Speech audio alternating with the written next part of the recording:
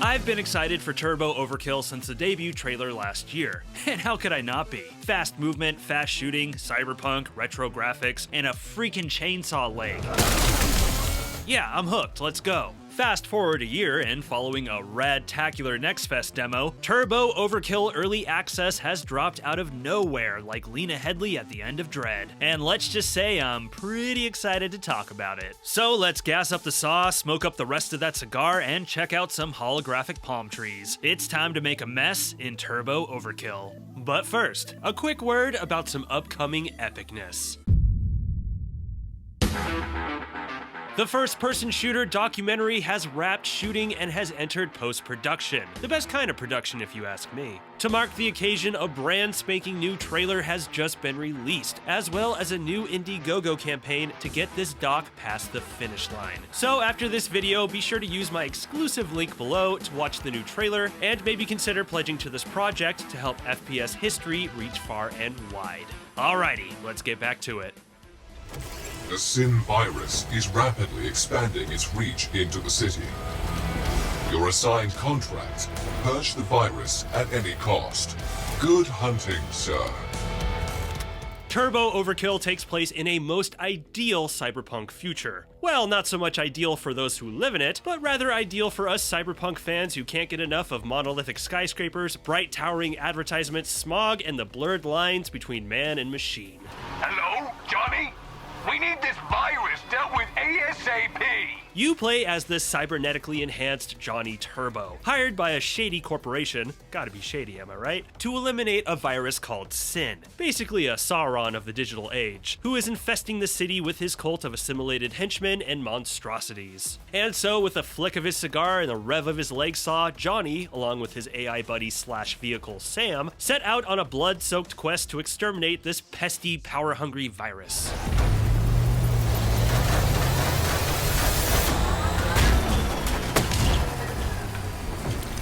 Nicely done, sir. Turbo Overkill is published by APOGEE Entertainment, a brand with a long history of classic FPS games, and developed by Trigger Happy Interactive, being their debut title. This early access release includes the first episode of the game, comprised of 8 levels, ranging from fairly short to epically long, along with 6 weapons and 14 enemies to test them out on. Right now, Turbo Overkill is only available on PC, but console versions have been announced. The Xbox Series family, PlayStation 4 and 5, as well as Nintendo Switch. There is no firm release date yet for the final version other than early 2023, and the developer has stated they will release more episodes as they are finished.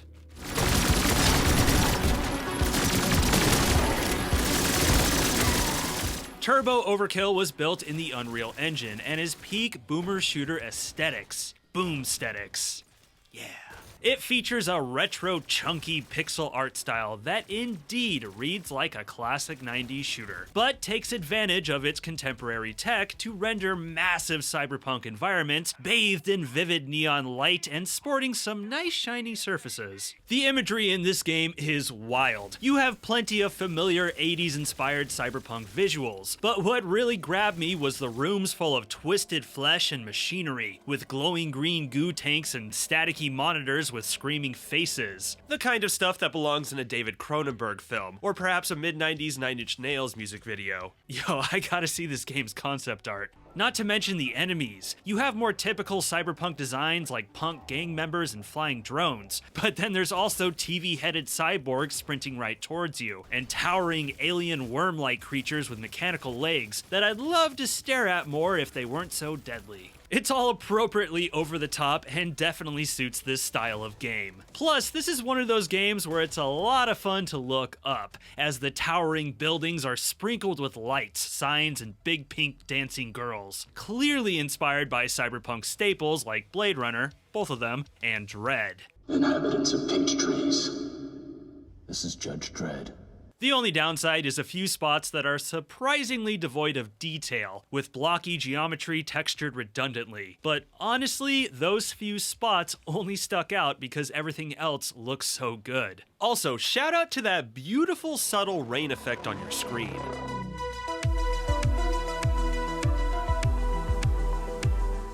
The soundtrack is about what you'd expect from this type of throwback experience. A symphony of synth, heavy beats, and gnarly guitar hits that complement the massacre before you. I would say the soundtrack is 50% retrowave, 50% heavy metal, with a lot of overlap. For some of the pickiest audiophiles out there, the soundtrack will bring little surprises, and at times sounds a bit too familiar compared to other retro shooter soundtracks. But for me, the soundtrack did the trick. I found it engaging and it got me pumped for every battle.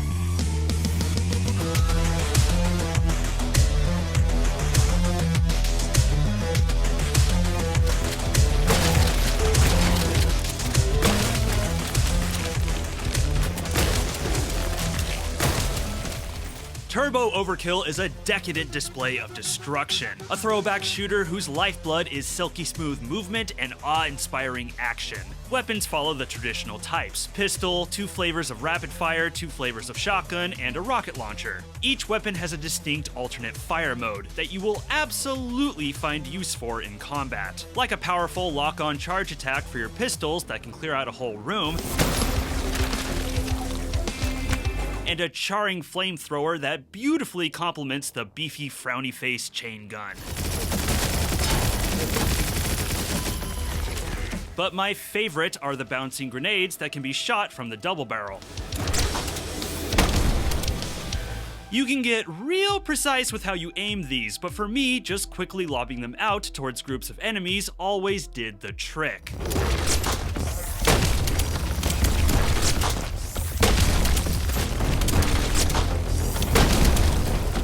This arsenal, along with its alternate fire modes, was more than satisfactory and well-rounded. So imagine my surprise when I realized it was only half the picture. If the weapon wheel is any indication, more tools of destruction are on their way for future updates.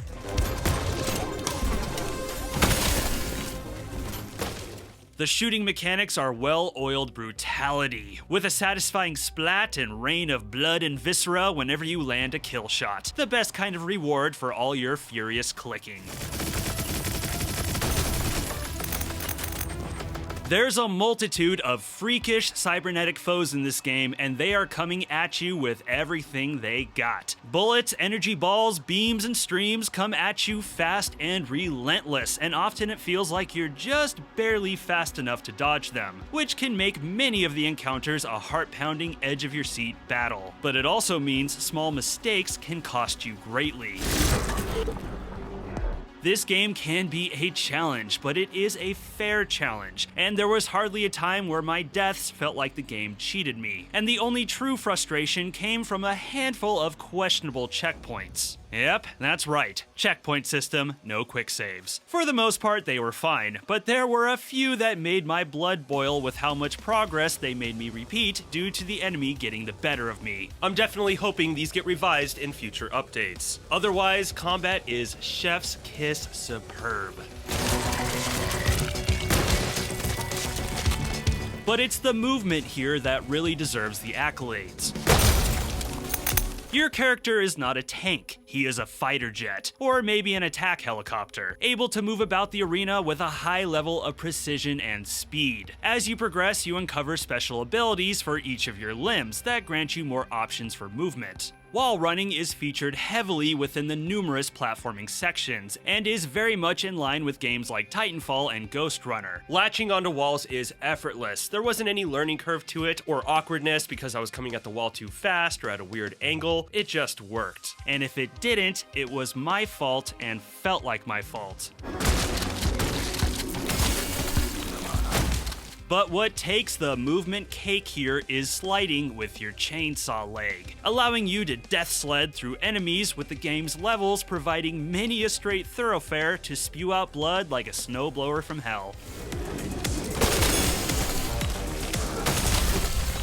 So far, this is easily my favorite aspect of the game, and it never got old. Much like the weapons, the abilities here are more than satisfactory, but I'm happy to say by the looks of it, more are on the way, and I'm giddy with anticipation for what they could be. The controls for all of this are phenomenal as well. Everything you do is tight and responsive, and the player is given a precise amount of air control, allowing you to glide and hover about effortlessly, dodging bullets and raining down hell. And as you progress, the levels become more open and vertically focused, and the extra airspace was something I happily took advantage of. It's amazing just how quickly I felt one-to-one with this shooter, and it might sound like an exaggeration, but this is a game that truly controls at the speed of thought.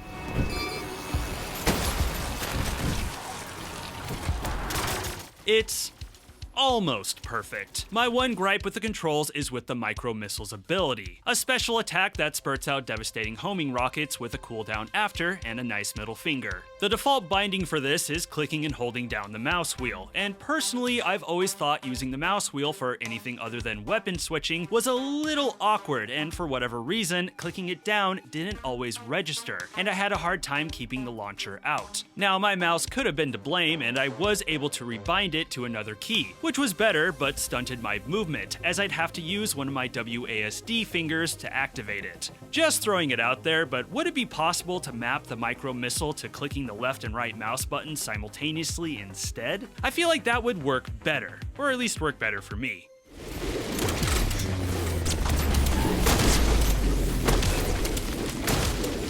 Now, as you turn your enemies into puddles and collect the coins that come with them, you can spend your glittering prizes on weapon upgrades as well as perks for your gained abilities, which are awesome. These are things like chainsaw kills replenishing health, or death shock waves whenever you hit the ground.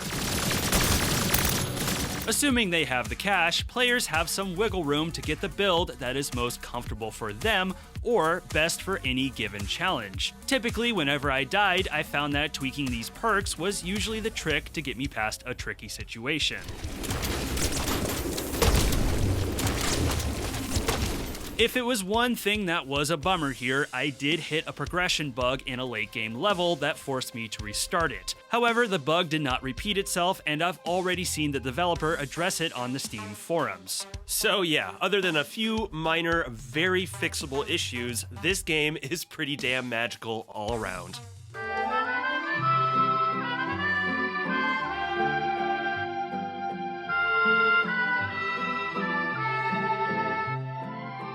Turbo Overkill has pretty much everything I want out of a first-person shooter. It's kinetic, chaotic, challenging, but fair, with a whole lot of liquids. A bitchin' cyberpunk art style and a soundtrack that had me cutting those montages in my head well before I was importing footage. I know this is still early access. We have a ways to go, and who knows how the rest of it will turn out. So it's probably a little too early to say this is the most enjoyable shooter I've played since a certain title that rhymes with Foom Feternal. But shit man, it's tiptoeing there. I can't recommend this game enough. Those who are deep in the retro revival, this should not be missed. And if you opt to wait for the full release, totally cool. But there is a demo on Steam, and the progress from the demo carries over into the final game. So yeah, if you're not doing anything right now, why not pop on there and download it? Come on, just do it. But that's all the gushing from me today. What are your thoughts on Turbo Overkill? Let me know in the comments. And if you enjoyed the video, please be sure to like, subscribe, and ring the bell for notifications on future uploads. It's a couple clicks for you and a massive help for this channel. And don't be shy, come say hi in the Kirk Collects Discord, linked below. And be sure to check out my affiliate links. I'm Kirk, and thank you for watching this video. Stay safe out there.